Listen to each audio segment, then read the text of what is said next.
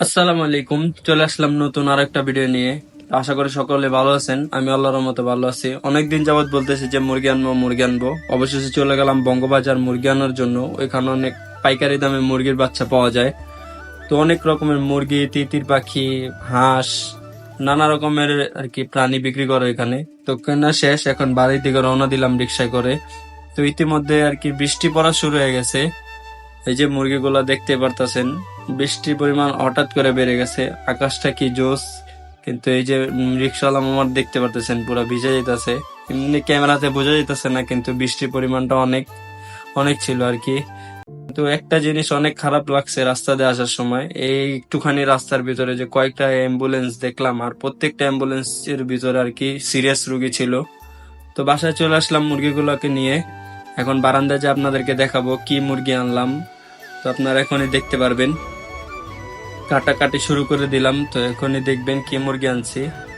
তো অনেকদিন যাবত বলতেছি যে মুরগি আনবো। তো এই টাইগার মুরগি আনার কথাই বলছিলাম। ওইখানে অনেক ভালো মানের টাইগার মুরগি পাওয়া যায় আর কি।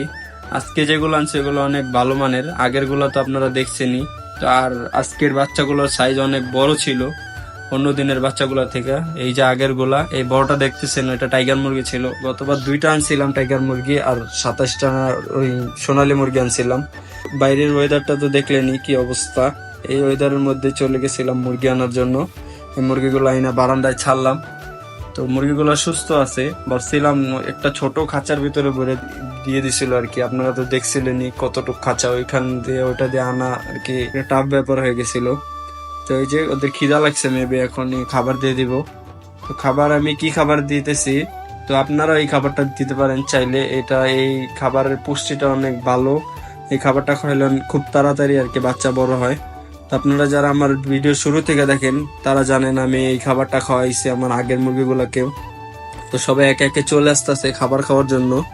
দেখেন কি সুন্দর করে খাবার খাইতেছে আর কি। তো ওরা এখনো আর কি এই খাবারে অভ্যস্ত না, হয়তো বা দোকানদার অন্য খাবার খাওয়াইতো। তো সবগুলার একসাথে ছাইরে দিচ্ছি। দেখেন এক একজনে মারামারি করে খাবার খাইতেছে।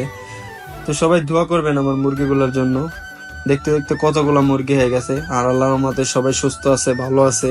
আর নতুন যেগুলো আনছে ওইগুলো যেন সুস্থ থাকে, এইটাই আর কি আপনাদের কাছে দোয়া প্রত্যাশা করতেছি। সবাই দোয়া করবেন যেন সবগুলা সুস্থ থাকে, ভালো থাকে। আর এই যে মুরগিগুলা বড় হইতেছে। তো আজকের মতো বিদায় নিচ্ছি, আল্লাহ হাফেজ।